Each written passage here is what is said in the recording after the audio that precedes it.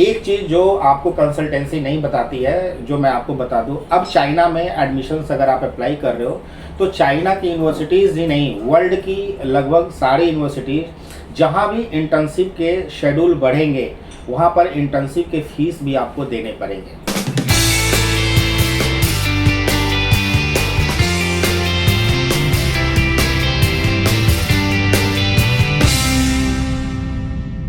Hello friends, welcome to my career Pathshala. आज की इस वीडियो में जो डिस्कस करेंगे वो है चाइना को लेकर के। चाइना में एमबीबीएस एडमिशन्स 2023 में पूरी तरीके से ओपन हो चुका है।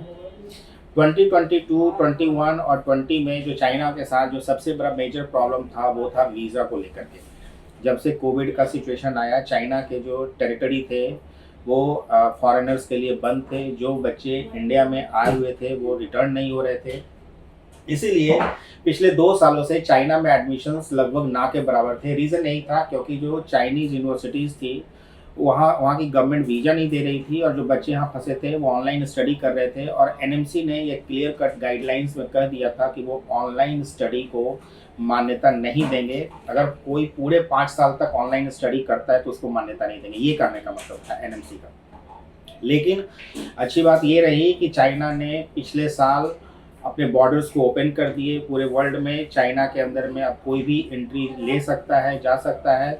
चाइना के वीज़ा ओपन हो गए। मोर देन 90% स्टूडेंट्स जो इंडिया में पिछले 3 साल से थे वो चाइना डिपार्ट हो चुके हैं, वो अपनी यूनिवर्सिटीज़ पहुंच चुके हैं, वहाँ अपनी ऑफलाइन स्टडी चालू कर चुके हैं। तो चाइना में जो यूनिवर्सिटीज़ में एडमिशन है वो कहीं ना कहीं जो 2020 से पहले के सिचुएशन में जैसे चाइना ओपन होता था और तुरंत बंद हो जाता था, 10 दिन के अंदर चाइनीज यूनिवर्सिटी की सीटें खत्म हो जाती थी क्योंकि वो सारे world class top standard universities थी, वैसा ही फिर जब चाइना का 2023 में फिर से शुरू हो सकता है।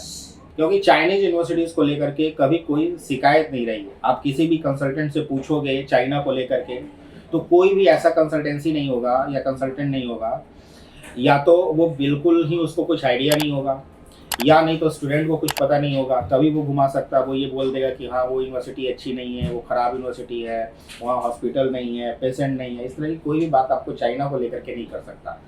दूसरे तरीके से घुमाया जा सकता है कि चाइना इंडिया का रिलेशन अच्छा नहीं है या चाइना वॉर जोन में है, कुछ इस तरीके की उलझुल बातें जिसका कोई आधार नहीं है, कोई औचित्य नहीं है। ऐसी कोई बातें आपके सामने रख करके जिस कंट्री में वो भेजना चाहते हैं उसके लिए आपको डाइवर्ट कर सकते हैं और आपका टेंशन उधर क्रिएट कर सकते हैं। लेकिन टू बी वेरी फ्रैंक, अगर चाइना के अंदर में, चाइना के यूनिवर्सिटीज़ के अंदर में क्वालिटी स्टूडेंट्स जाते हैं, चाइना के मोस्ट ऑफ द यूनिवर्सिटीज़ में तो 200 का नीट स्कोर कार्ड मिनिमम या 70% पीसीबी मांगते हैं।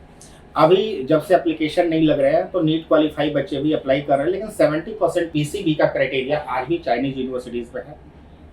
तो चाइना में स्टडी वीज़ा ओपन हो चुका है। अब अगर आप किसी भी यूनिवर्सिटीज़ में अप्लाई करते हैं तो चाइना की यूनिवर्सिटीज़ में आप जैसे सितंबर से लेकर के दिसंबर तक के बीच में आपका डिपार्चर हो जाएगा, क्योंकि वीज़ा ओपन है तो कहीं कोई रुकने वाला प्रॉब्लम नहीं है। एक दूसरा, क्वारंटाइन भी जो चाइना में हो रहा था 6 महीना पहले, जो बच्चे गए उनको क्वारंटाइन होना पड़ा। आज के डेट में चाइना में क्वारंटाइन का भी सेगमेंट खत्म हो गया है। आप डायरेक्ट चाइना पहुंच सकते हो, यूनिवर्सिटीज़ में शिफ्ट कर सकते हो। देयर इज़ नो वो क्वारंटाइन का जो इशू चल रहा था कि बच्चों को क्वारंटाइन होना पड़ता था, वो सब चीज़ चाइना के अंदर में अब खत्म हो चुकी है। कोई क्वारंटाइन की जरूरत नहीं है। सिर्फ आपके पास, जैसे बाकी के कंट्री में जाते हो आपके पास वैक्सीन सर्टिफिकेट्स है, सेम वैक्सीन सर्टिफिकेट्स आपको चाइना में भी लगेगा। ठीक है।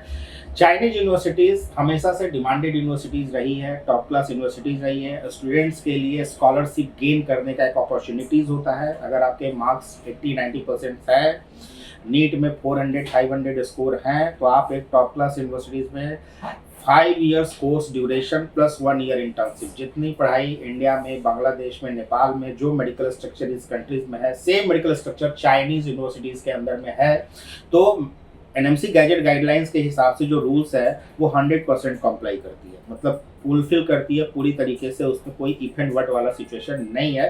हाँ, चाइनीज यूनिवर्सिटीज़ में आप जाते हो तो नए गाइडलाइंस के हिसाब से अब आपको वहाँ पर लाइसेंसिंग एग्ज़ाम दे करके और आपको आना पड़ेगा।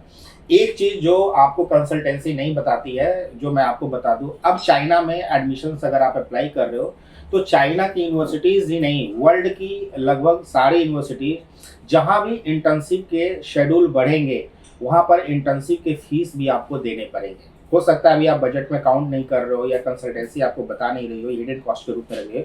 चाइना में भी 5 इयर्स कोर्स ड्यूरेशन पहले होता था, तो ऑप्शनल होता था कि इंटर्नशिप करे या ना करे।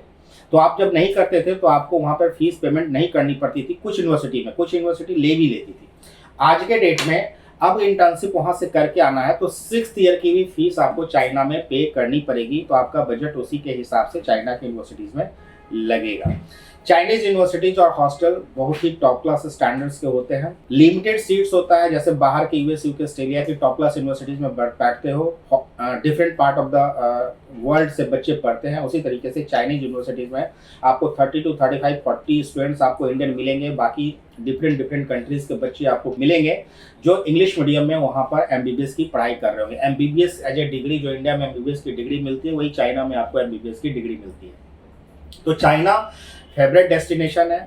चाइना में जॉब अगर आप करते हो तो चाइना में MBBS के बाद अगर आप वहाँ पे जॉब करना चाहते हो एग्ज़ाम देने के बाद, तो वहाँ पर लगभग आपको 2 से 2.5 लाख रुपए स्टार्टिंग सैलरी मिलती है। तो ये चाइना के लिए कुछ इंपॉर्टेंट पॉइंट्स थे। अगर आपका डेस्टिनेशन चाइना है, आप एक अच्छे स्टूडेंट्स हैं, आप मेरिटोरियस है, आप पढ़ना चाहते हैं, आप लैंग्वेज सीखना चाहते हैं, पर्सनालिटी डेवलप करना चाहते हैं, तो चाइनीज यूनिवर्सिटीज़ आपके लिए एक बेहतरीन ऑप्शन है। इसके अलावा चाइना वार जोन में है, इंडिया चाइना का रिलेशन अच्छा नहीं है, ये सब बेकार की बातें हैं। इन सब पर बिल्कुल ध्यान देने की ज़रूरत नहीं है। चाइना पॉलिटिकल स्टेबल कंट्री है इंडिया के साथ, इसमें कोई सिचुएशन नहीं है। ये सिर्फ बताने की बात है, आज तक नहीं, मतलब पिछले 40-45 साल में चाइना और इंडिया का तो कोई वैसा सिचुएशन है नहीं।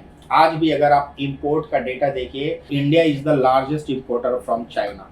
आज भी इंडिया चाइना से सबसे ज़्यादा सामानों को इम्पोर्ट कर रहा है। तो चाइनीज यूनिवर्सिटीज में एडमिशन अप्लाई करने के लिए, एप्लीकेशन करने के लिए नीचे दिए गए माई करियर पाठशाला से आप संपर्क कर सकते हो।